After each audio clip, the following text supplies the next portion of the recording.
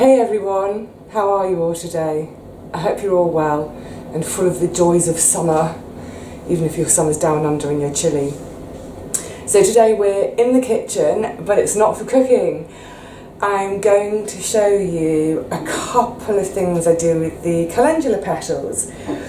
And actually it's something I've been wanting to do with you guys for ages. I'm going to start a new little strand on the channel, which I've always meant to do.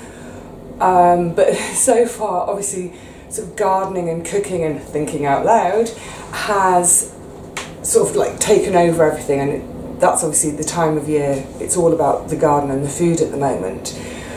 But as we go through the year, as into sort of autumn, winter, as the days get shorter and there's less time in the garden, what I'm hoping to do is do a few more things at home. I'm going to call this little strand TIY, not DIY, TIY, try it yourself. I love trying things myself. I love the idea that I'm not relying on someone else, I'm going to have a go myself.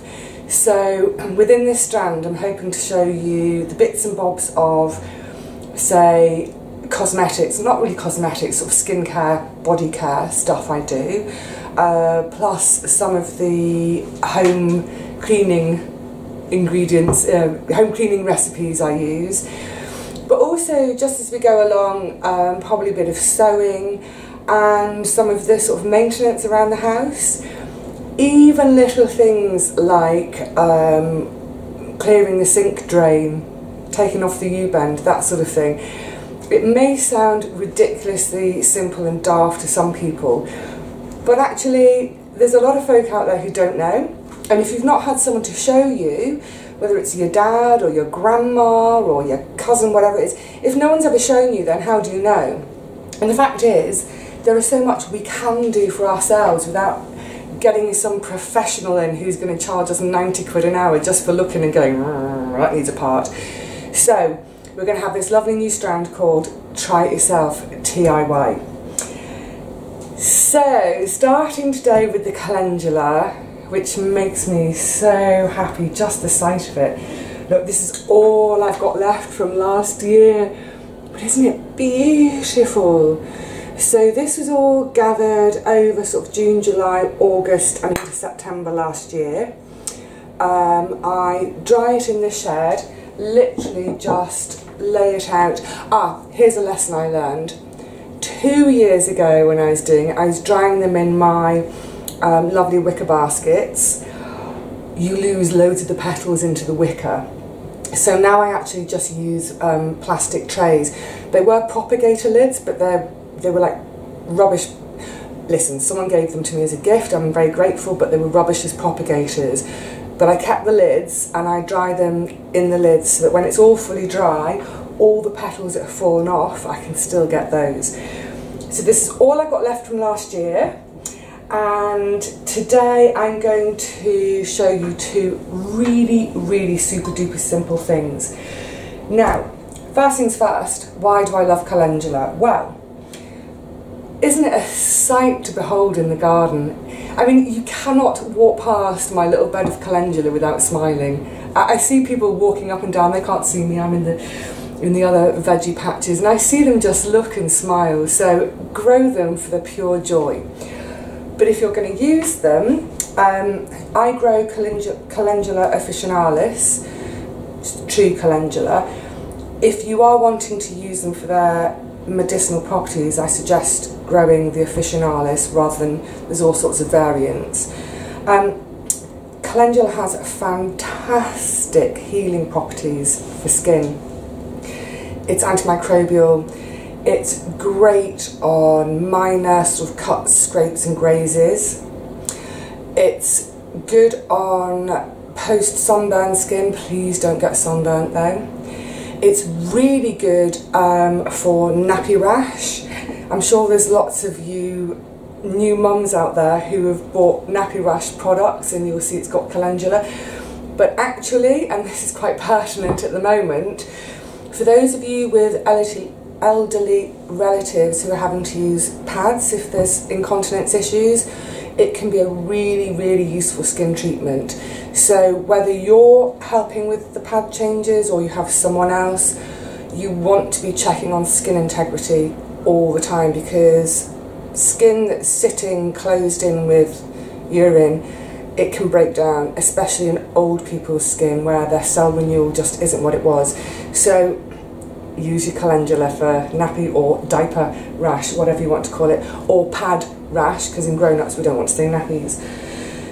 So there are various ways of extracting the goodness from any plant, whether it's flowers or herbs, whatever it is.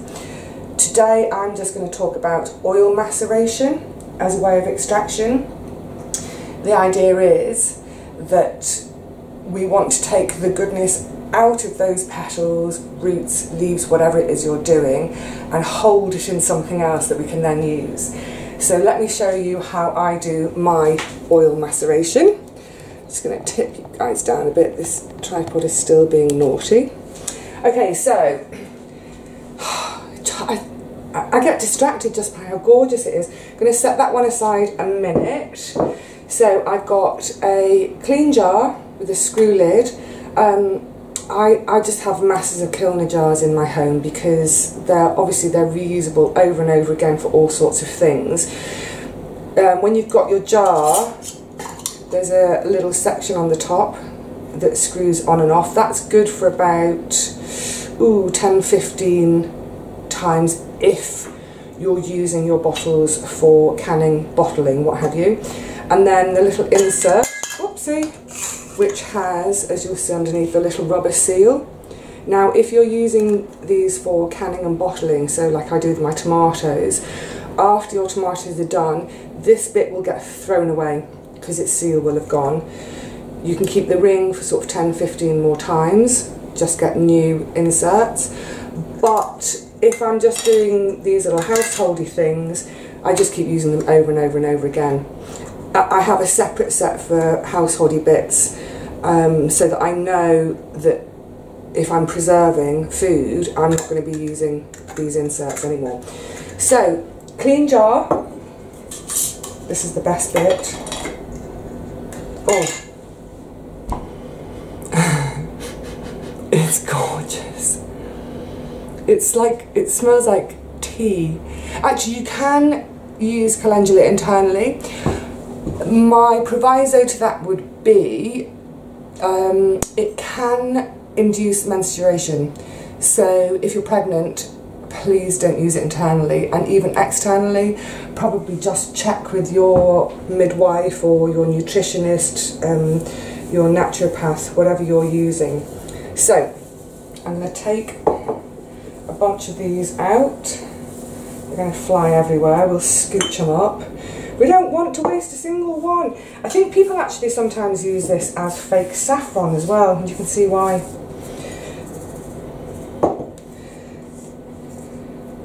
That's about enough. So no waste, no waste. Now I'm going to add some oil to this now. I'm going to use almond oil because I'm using this for skincare.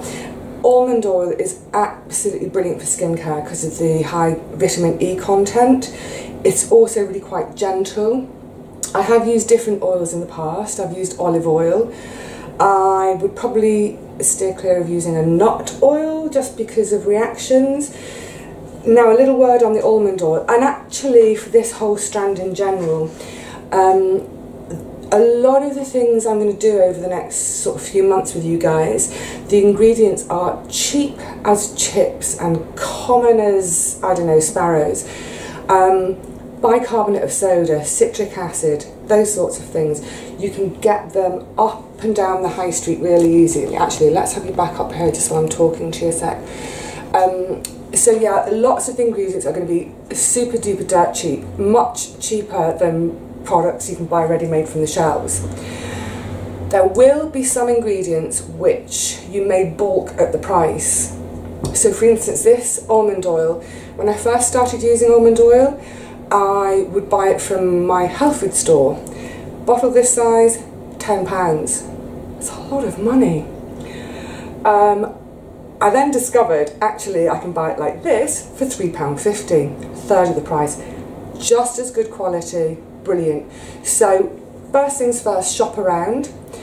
The other thing I would say, so for instance beeswax is quite expensive, but what you could do, if you buy in bulk it's cheaper per unit as it were. What you could always do is check out friends on your allotment or in your social group, if your mum's with kids at the same school and you're always at the gates together, or your church group, whatever it is, you'll probably, I'll be there in a minute, kidding, you will probably already have sussed each other out and who's into making their own stuff. So buy a big thing together, divvy it out and share the costs. Brilliant. So as I say, this almond oil I'm now using an almond oil that's much cheaper. So back to what we were doing. Let's just tip you down again.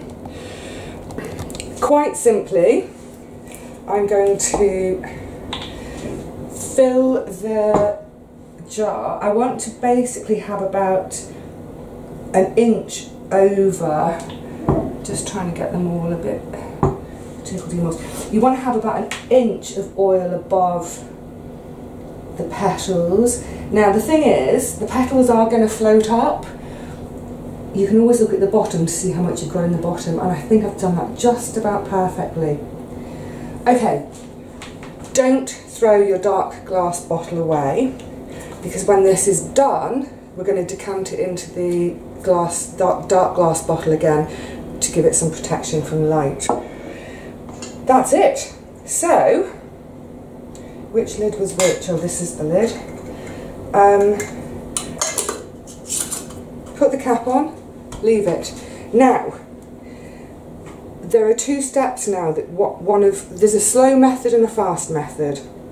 I use the slow method because it's gentler on the environment. I will now put this in my south-facing window for anywhere between 4 and 6 weeks. That heat from the natural heat of the sun through the window is going to do the magic.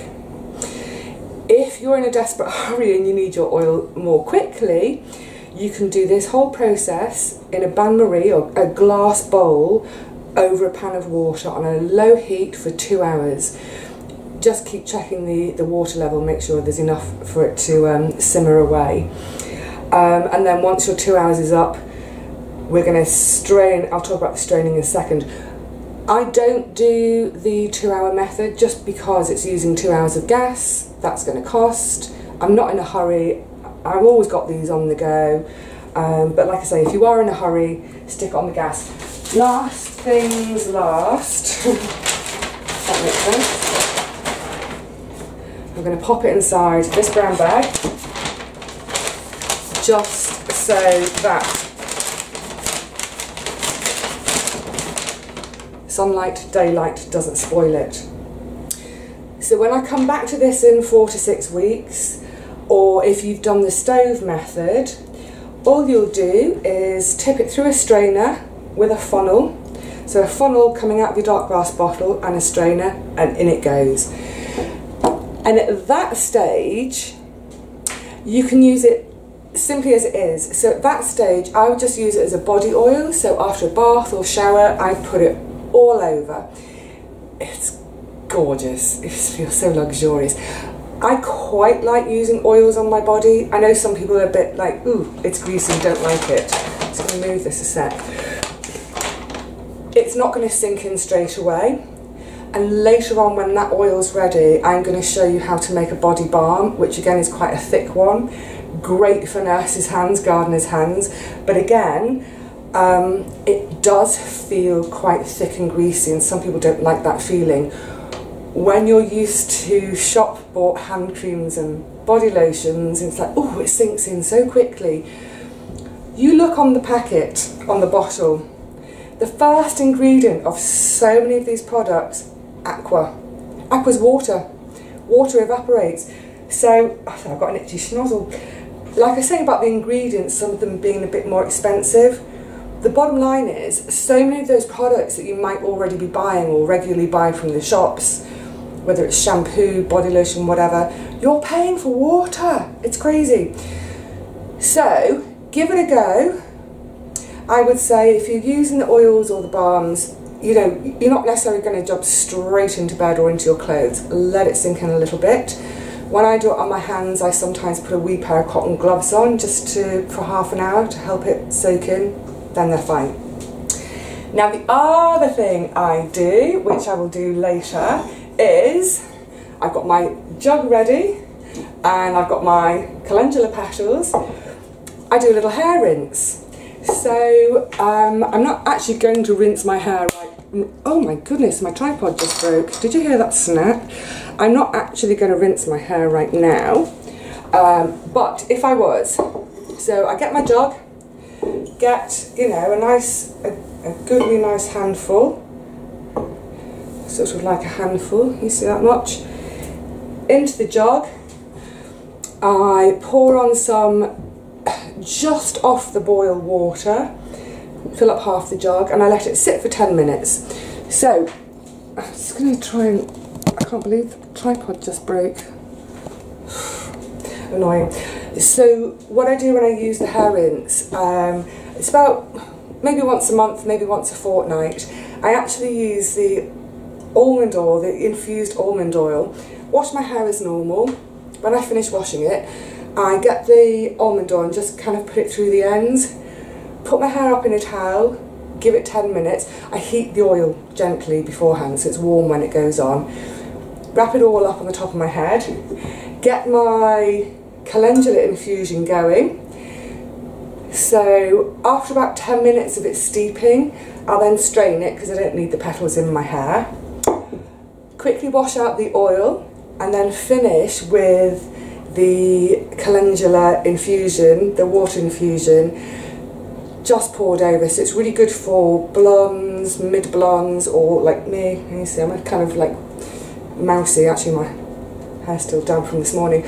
So it's just a really lovely tonic for your hair and scalp. So like I say, about once every 2, 3, 4 weeks, I'll do that for my hair.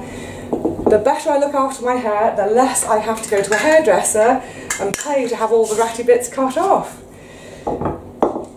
What I'll do now, obviously I'm going to go and set this oil in the window to cook for 4 to 6 weeks. When it's ready, I will show you a body butter hand balm. I'll do a couple of recipes. I'll do a very simple balm and then I'll do a more luxurious one with you. So, happy harvesting of your petals. In terms of drying, I literally just leave them in the shed. Wherever you've got that's warm and dry, an airing cupboard will do absolutely fine.